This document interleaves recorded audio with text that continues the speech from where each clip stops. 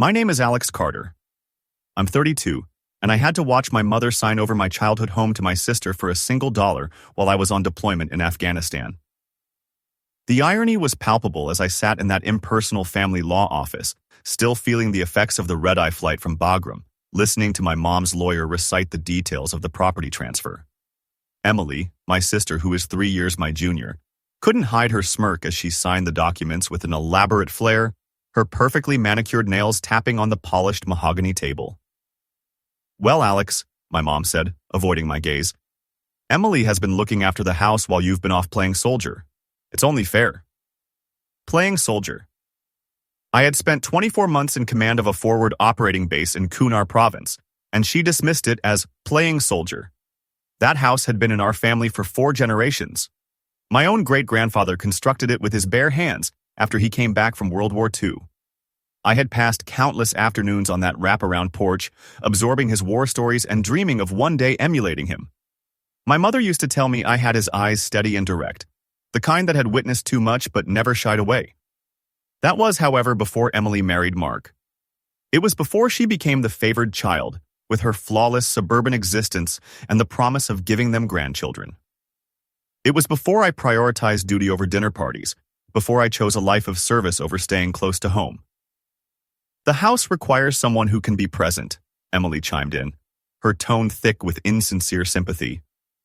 "Someone reliable, not someone who's going to vanish for years on end to chase some delusion of importance." I remained silent. I couldn't form a response. The Distinguished Service Cross in the pocket of my dress uniform felt heavier than the body armor I had worn for the last 2 years. But they were oblivious to that. They were oblivious to all of it. The attorney, a man with a soft face who repeatedly apologized for the family complications, pushed the last of the paperwork across the table. Emily's signature was already there in a bold purple ink, right beside our mother's neat script. All it required was my acknowledgement. "Alex gets it," my mom said, when I didn't immediately pick up the pen. "Don't you, dear? You understand that some people are built for family life, and others. Well, others are simply meant to roam." Roam?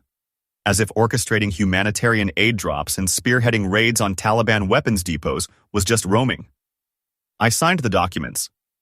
3 weeks later, I found myself standing at the back of St. Michael's Chapel, observing Emily float down the aisle in a gown that cost more than many people's vehicles. My mom was seated in the front pew, dabbing at her eyes with a tissue, whispering to anyone nearby about her perfect daughter finally getting married. Mark looked tense at the altar, which was understandable, given he was marrying into the most challenging family in a 3-county radius. Yet he was a decent man, a major in the 101st Airborne Division, highly decorated and well-respected. Emily had met him at some armed forces ball, likely attracted to the uniform and the sense of stability it conveyed. What she was unaware of, what none of them were aware of, was that Mark and I had served in the same theater. Not just that, but he had been under my direct command during the most harrowing 18 months of his service. He had saved 3 lives during a convoy ambush near Kandahar, for which he earned a Bronze Star with valor, and he credited the training I provided with his survival. But I had never disclosed this to Emily. I never corrected her when she presented me to her friends as my brother, the one who does security work overseas. I never uttered a word when my mom informed the neighbors I'd landed some small job with the government. Security work overseas. A small job with the government. I was a lieutenant colonel in the United States Army, the senior intelligence officer for the 1st Special Forces Group, holding clearances so high that merely acknowledging them would terminate my career. But to my family, I was just Alex, the son who had fled home and never quite learned how to be a proper adult. The wedding was lovely. I'll grant Emily that. She always possessed a keen eye for aesthetics, for making things appear perfect on the outside. The floral arrangements were white roses and baby's breath. The music was classic without being pretentious, and she had somehow made the old chapel feel both grand and intimate. When the officiant asked if there were any reasons these two should not be joined in matrimony, the sanctuary went still, save for the faint rustle of Emily's gown as she shifted to smile at the attendees. Her gaze met mine at the back, and for a fleeting second, her impeccable poise wavered. A silent message passed between us, Perhaps it was regret, perhaps a challenge, or maybe just the gravity of all the things we'd left unsaid. Then the instant was gone, and she refocused on Mark. "You may kiss the bride." The reception took place at the local country club. Of course, Emily had always fantasized about getting married there, enveloped by the sort of people who gauge success by property size and investment portfolios. I sat at the family table, engaging in polite small talk with aunts and uncles who repeatedly asked when I planned to find a nice woman and settle down like Emily. "Alex has always been the restless one," Uncle Robert declared after his third glass of scotch. "Never could stay in one place long enough to establish a real life.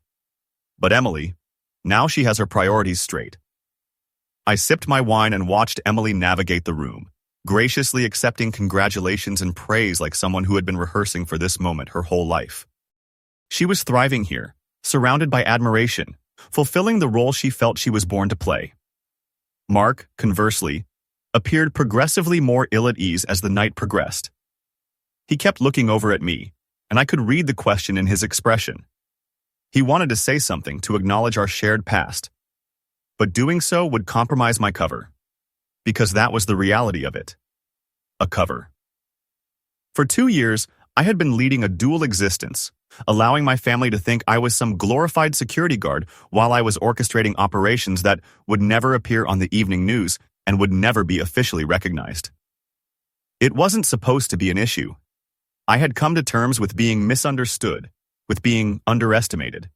It was an integral part of the profession, a component of the sacrifice. But sitting there, listening to endless toasts about Emily's brilliant future and flawless decisions, I felt a fracture form deep within me. My mother rose to deliver her speech, her voice filled with warmth and pride as she spoke of watching Emily blossom into everything a mother could wish for in a daughter. She talked about Emily's compassion, her resilience, her steadfast dedication to family. "And naturally," my mom went on, lifting her champagne glass, "we are so honored to welcome Mark into our family. A genuine American hero, a leader, a man who knows what it means to serve a cause greater than oneself." She looked straight at me as she said it, and I received the underlying message loud and clear. Mark was the soldier she was proud of. Mark was the hero. I was just the son who had run off to play dress-up in a uniform. Emily beamed as the room broke into applause. Mark offered a polite smile, but I noticed the clench of his jaw, the familiar way his shoulders squared up, a sign that he was struggling to keep his composure. The evening gradually came to a close with more dancing, more toasts, and more thinly veiled remarks about my interesting life choices. I was preparing to make a quiet exit when Mark materialized beside me. "Colonel," he said, his voice low, just audible to me. "May I have a word?"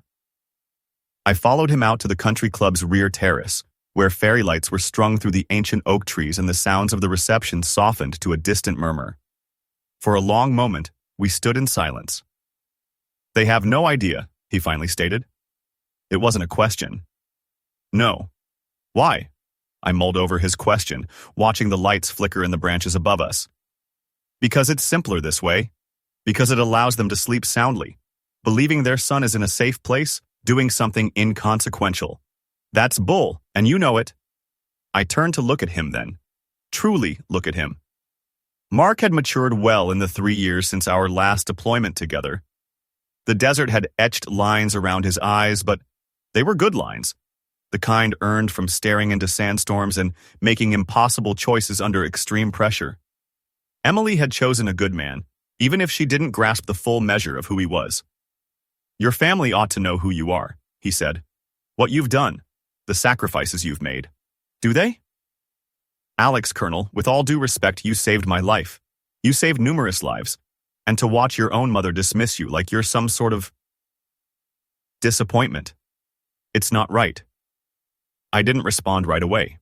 I couldn't, because a part of me was in complete agreement with him. A part of me wanted to storm back into that reception and set everyone straight. But the larger part, the part conditioned to compartmentalize and separate personal emotions from mission objectives, knew it would change nothing. "It's not important," I finally said. "It's important to me." And at that moment, he did something I never anticipated. Mark took out his phone, navigated through his contacts, and placed a call. General Peterson, it's Major Harrison. Yes, sir. I apologize for the late hour. Sir, I'm at my wedding reception, and there's an individual here I believe you should talk to. My blood ran cold. General Peterson was Mark's current commanding officer.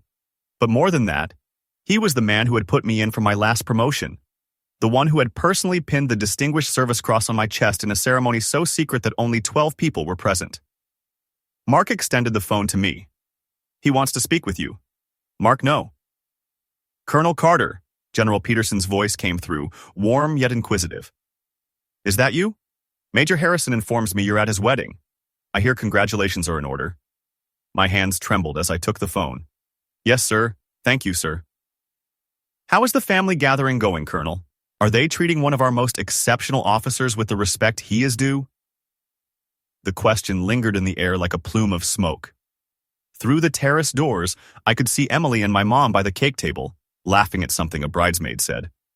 They looked so happy, so at ease in their perfect, orderly world where everyone had a designated place. They don't know, sir, I said softly. Don't know what, Colonel? They don't know my real job, my rank. They believe I work in security. A long silence followed on the other end. When General Peterson spoke again, his voice was measured. Colonel Carter, are you informing me that your family, the individuals in that reception hall at this moment, think you are some kind of low-wage security guard? Yes, sir. Another, longer pause. Major Harrison, the general said, his voice now booming clearly from the phone's speaker. I have an order for you. I want you to assemble your wedding guests, every single one, and put me on speaker. Sir? Mark sounded as stunned as I felt. Execute the order now, Major. Mark glanced at me, and I saw a change in his eyes. Perhaps it was comprehension, or maybe just the acknowledgement that some orders must be followed, no matter how uncomfortable. We walked back into the reception hall as one. Mark stepped onto the small stage the band had just vacated and tapped the microphone to command the room's attention. Ladies and gentlemen, he announced, his voice imbued with the authority of a man used to being followed. I need your focus for just a moment. I have someone on the phone who would like to address you all. The conversations gradually ceased. Emily looked puzzled, perhaps a bit irritated that her flawless reception was being disrupted. My mom frowned, obviously confused as to why Mark would be taking a call in the middle of his own wedding. Mark switched on the speaker function and held his phone to the microphone. Good evening, everyone.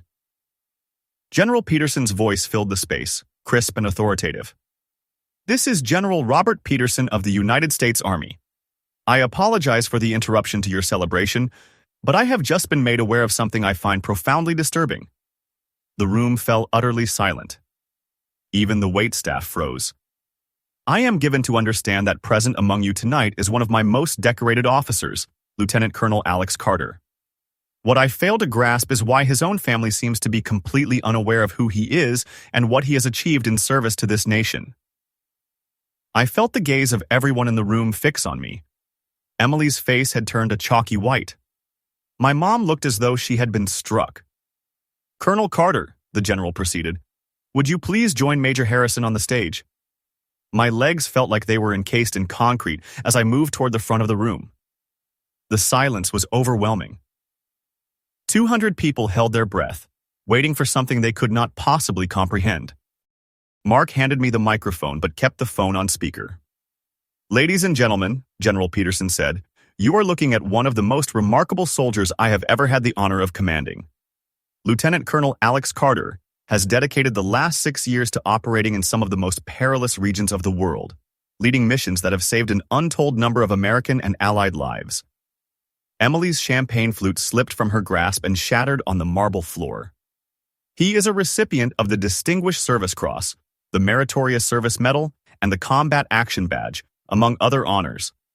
He has completed 3 tours in Afghanistan, 2 in Iraq, and has been pivotal in missions that will remain classified for our entire lifetimes.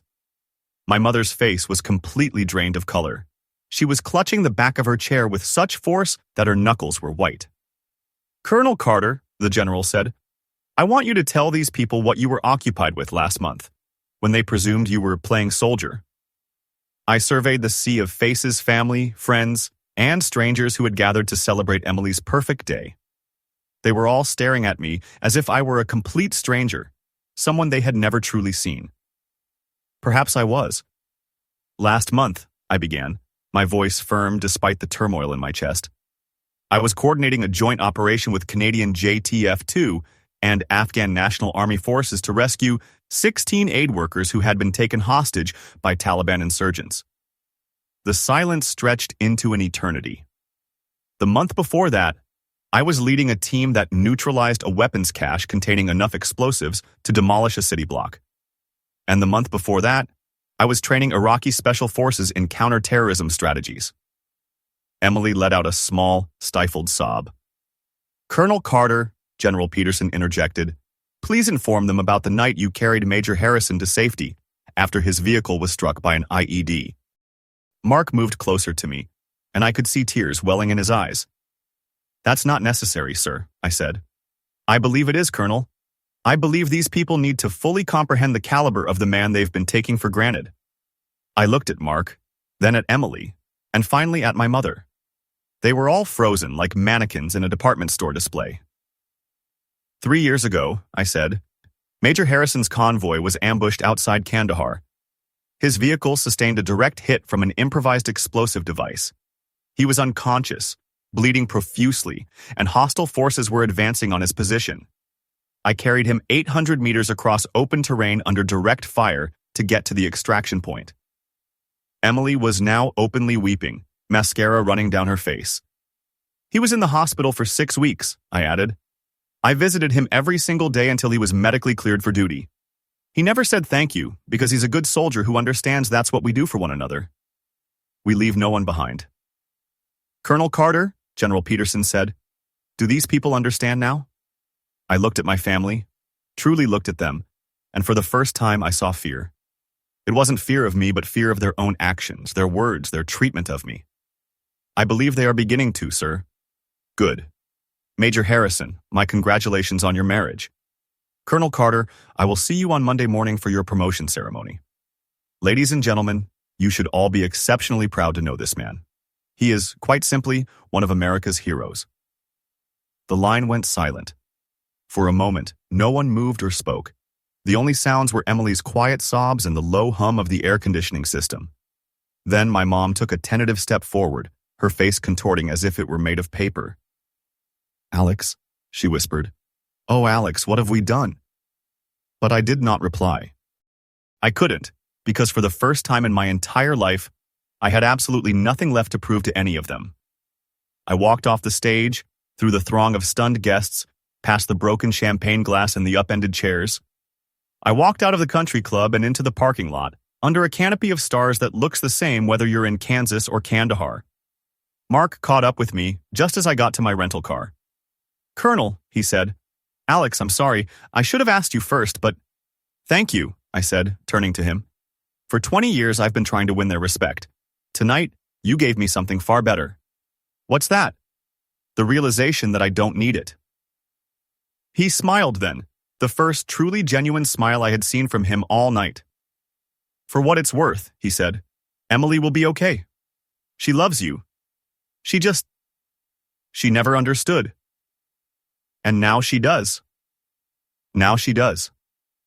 I got into my car and drove away from the country club, away from the reception, and away from the family that had never really known me in the first place. But for the first time in a very long time, I wasn't running away from something. I was running toward it. The next morning, Emily called. Then my mom. Then Uncle Robert, Aunt Carol, and about a half-dozen cousins I hadn't spoken to in years.